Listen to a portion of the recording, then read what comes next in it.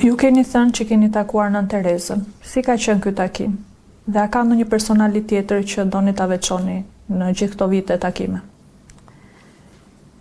Unë ka pasur fatin e madh ta njoh dhe ta takoj Nën Terezën. Them ta njoh më përpara sepse e kam njohur atë kur kam qenë gati fëmijë, 13-14 vjeç, si vajza me emrin Gonxha. Ndërkohë që bisedonte mamaja ime ortodokse me gjyshen time muslimane për familjen e saj.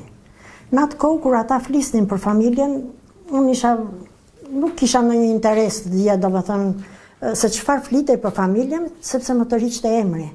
Ishte një emër Gonxha i pa dëgjuar në atë kohë për ne dhe më bëmte shumë përshtypje.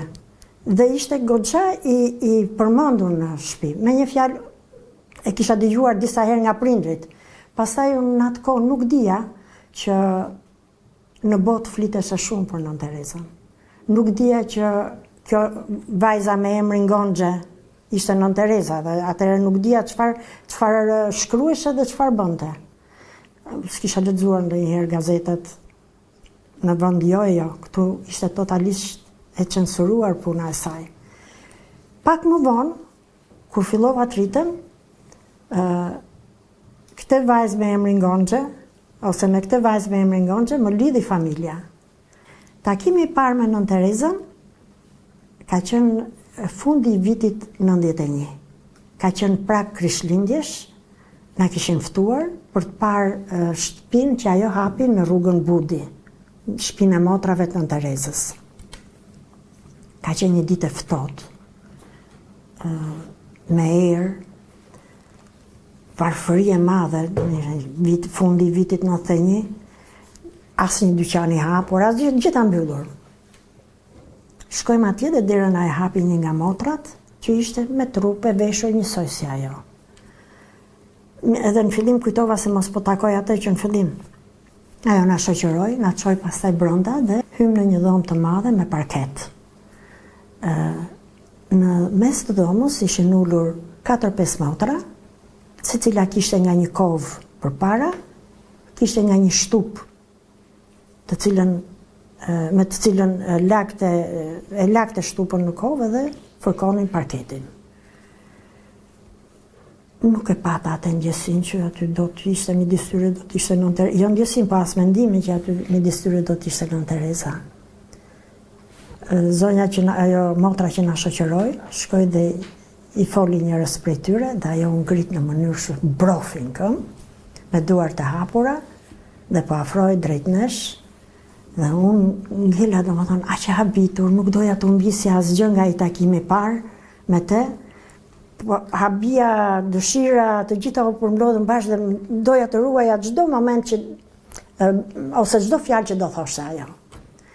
Më kujtohet kishte një shikim të butë, të qeshur, dhe thoja, ku i ka kjo këtë forcë kaq të madhe që i dëgjon gjithë bota i tretnon, që gjithë bota përullet përpara saj. Disa minuta kalonin dhe e kuptoje ku qëndronte forca e saj. Qëndronte pikërisht ke butësia, tek mënyra se si komunikonte. Ajo kishte një energji brenda saj, e cila tregoheshe në ecje. Ecte me një hap të shpejt dhe të fortë. Bënte një rrotullim kur merrnim ktesën, sikur ishte 15-16 vjeçe. Ajo që më ra në sy, edhe që më tërhoqi vëmendjen në fillim ishin këmbët. Këmbët ishin pjesa e vetme e trupit që flisnin për moshën, vuajtjen, dhimbjen dhe jetën e saj. Këmbët pa çorape, të veshura me një palë pantofla me rrypa dhe të mbushura me kallo.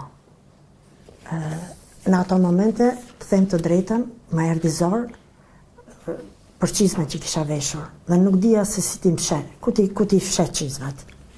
Nën Tereza na shoqëroi në dhomat që kishte hapur për banorët e ri të asaj shtëpie, që ishin të gjithë të smur, të braktisur, të vetmuar, ndoshta në atë shtëpi ishte për disa stacioni fundit të jetës së tyre. Dhoma ishte me njerëz e mbushur dhe Nën Tereza dinte emrat e të gjithë atyre që i kishin mbushur atë dhomë. Tek dikush shkonte dhe përkthelte, te dikush tjetër i thoshte një fjalë, dikë tjetër e pyeste për diçka, dikujt i kapte faqen, ajo hyri aty tamam si një nën, e vërtet, për të parë fëmijët e saj. Dhe ata e shikonin sikur ajo ishte nëna e tyre. Më ka bërë shumë përshtypje ajo lloj lidhje midis nën Terezës edhe banorëve të shtëpisë. Mbasi kaluam të na çojnë në një tjetër dhomë.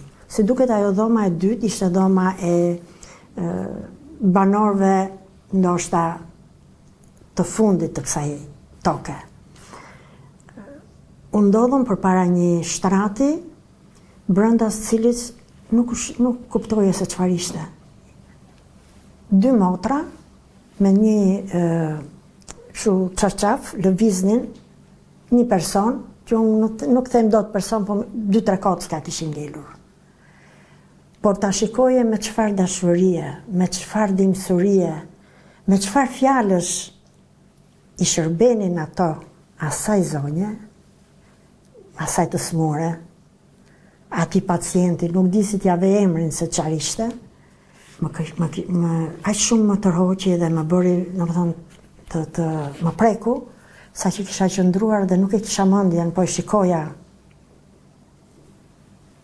të smurëm, po shikoja këto të dyja se me çfarë dashurie dhe me çfarë përkushtimi punonin. Edhe një fëmijë të vogël normal, nëna nuk do gjente fjalë më të bukura për t'ia thënë siç po flisin ato të dyja për atë që ishte në shtrat. Ndërkohë ndjej që nën Tereza më kap dorën. Më kap dorën dhe më afrohet dhe më thotë: "Në qoftë se ty do të kërkohet ta bësh këtë punë, do e bëje dot?" Më erdhi aq e papritur ajo pyetje, sa që e ndjeva që do ishte turp mos flisja, po edhe që të hapja gojën të flisja, unë nuk dija ç'do thoja.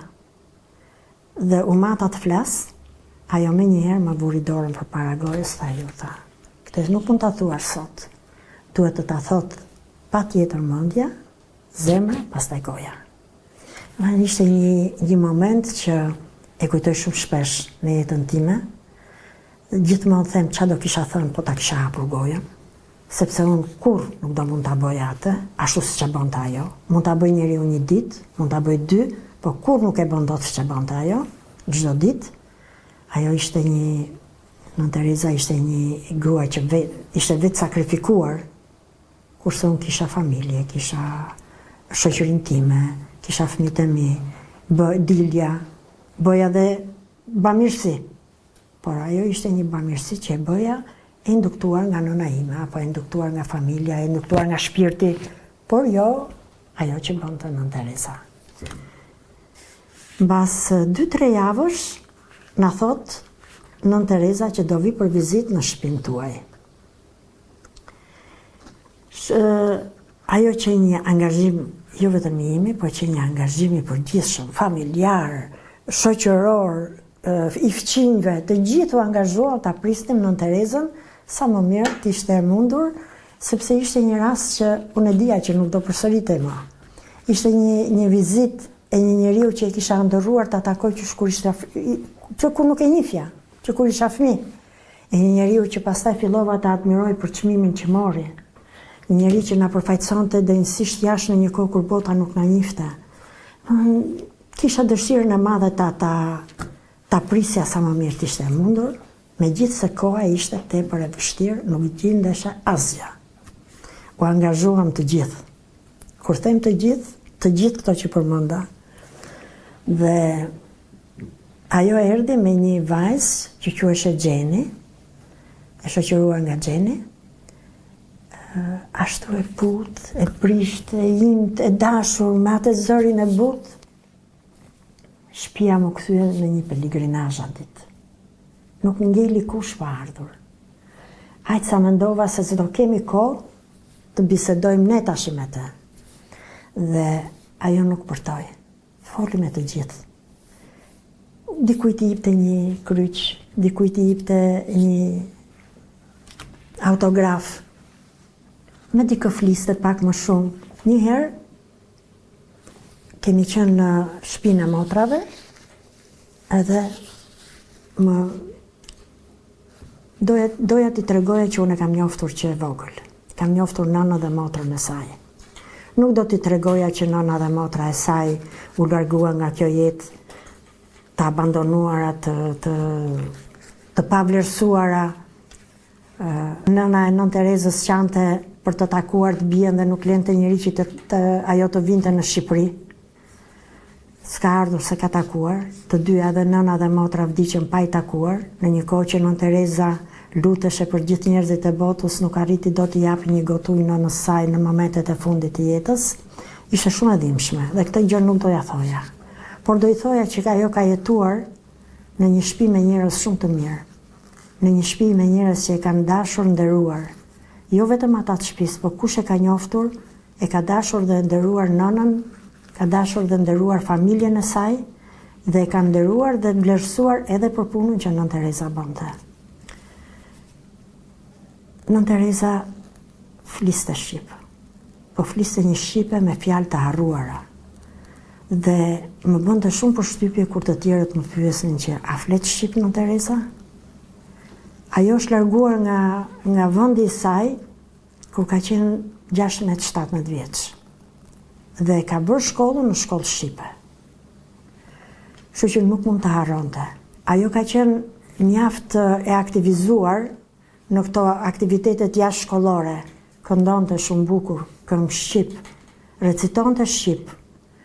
Me të vllajin që takoheshe her pas here, mbesa e saj, vajza e vllajt, thoshte që kur babai takohet me hallën, flasin gjithmonë shqip dhe unë nuk i kuptoj.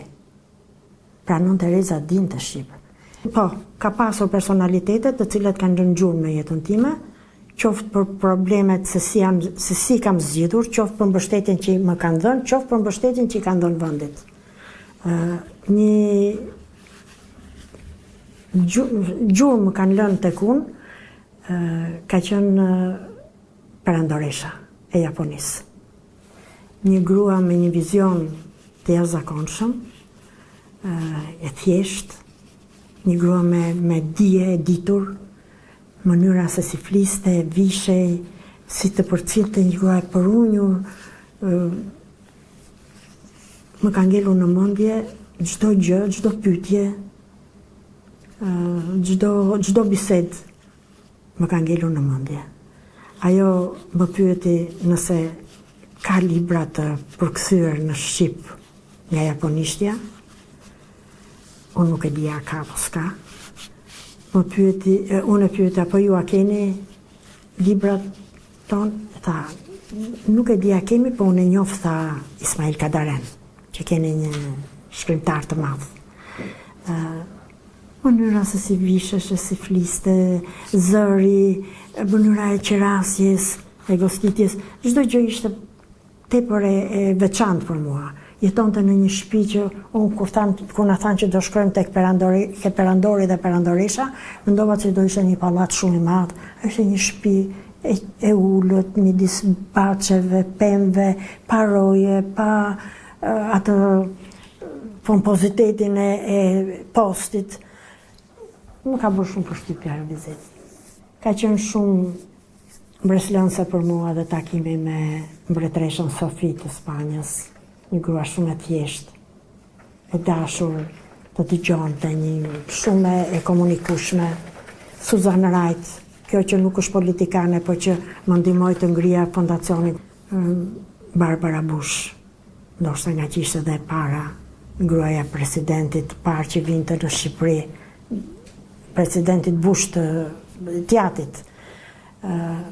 Më dukeshe një gjë energjike, forte, gjallë, shkatët. Shumë përshtypje më ka bërë për shembull edhe shoqja drejtorit të FMN-s, që ka ardhur për herë të parë në Shqipëri, kur Shqipëria ishte sapo filloi domethënë koha e demokracisë, zonja Camdesy. Ajo ishte shkrimtare franceze, një grua shumë e ditur, një grua që ishte rritur në Paris, midis artit, muzikës, shkencës, po dhe ekonomisë, se i shoh që më kujtohet që mënyra e biseda, mënyra e komunikimit e uli duke parë situatën e vendit. Ka pasur plot personalitetet të tjera, Michelle Obama më ka bërë përshtypje, Laura Bush. Këdo që takoje të bënte përshtypje sepse mënyra se si ato bisedonin ishte aq e thjeshtë dhe aq e filloi ta doja me njëherë thjeshtësinë, mençurinë. Për shembull, Michelle Obama në mënyrë të vazhdueshme më thoshte që unë i dua shumë shqiptarët. I dua shumë shqiptarët për disa arsye. Dhe kish mësuar shumë prej tyre, kish parë që ishin nxënës shumë të mirë. Janë punëtorë shumë të zotë, janë patriotë të jashtëzakonshëm, janë mbështetës, janë njerëz që shkojnë mirë në komunitet. Do të thënë, përshtypje pastaj më ka bërë ajo mbretëresha e Anglisë, Dianën e kam takuar.